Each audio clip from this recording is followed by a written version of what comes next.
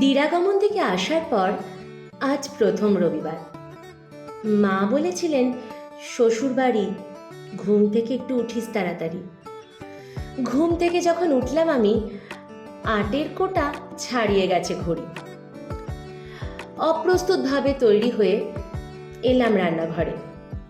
একটা শাড়ি আনকোড়া হাতে নিলামও আমি পরে।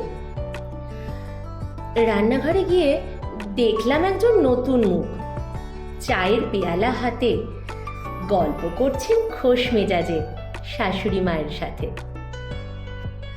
আমি যেতেই মা বললেন প্রণাম করতে তাকে।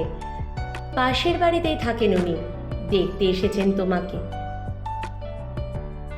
প্রণাম করতেই একটু হেসে উঠলেন তিনি, বলে, এত দেরিতে উঠতে নেই শ্বশুর বাড়িতে এলে।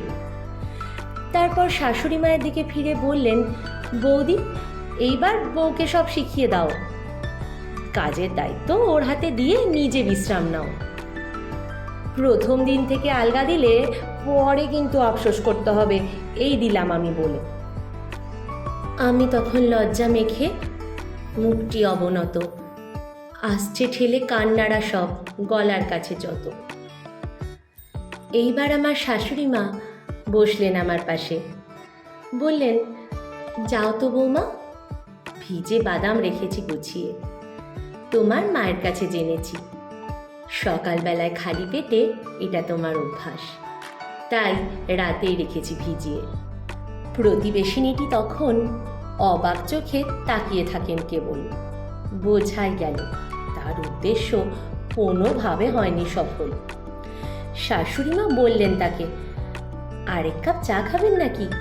চা পাই তাহলে জল, আজকে আবার রবিবার, মাংস রান্নার জল, বৌমার প্রিয় খাবারগুলো করব আমি রান্না, আপনি বরং আজ দুপুরে এখানে খেয়ে যান না। এতক্ষণে প্রতিবেশিনী পেলেন বুঝি লজ্জা, বললেন, না ভাই, উঠি, আজ পড়ে আছে অনেক কাজ।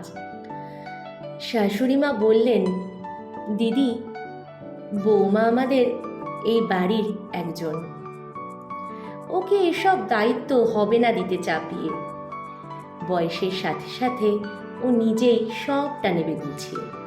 যত্ন ভালোবাসা মা হয়ে যদি দিতেই না পারি, তাহলে বুড়ো বয়সে কোন আহ্লাদে এসব চাইতে পারি। শাশুড়ি মাকে চিনলাম আজ পথপ্রদর্শক রূপে, শিখলাম কিভাবে নিতে হয় দায়িত্ব স্বয়ংসম্পূর্ণভাবে। সংসারে অনেক কিছুর উত্তর হয়তো তখনই দেওয়া ভালো, তা আত্মীয় হোক বা অনাত্মীয়, না হলে নিজের কাছের মানুষগুলোর সঙ্গে সম্পর্ক অনেক দূরের হয়ে যায়। আর যদি সঠিক সময় সঠিক কথা সঠিকভাবে বলা যায়, তাহলে হয়তো সব সম্পর্কগুলোই খুব সুন্দরভাবে বজায় থাকে।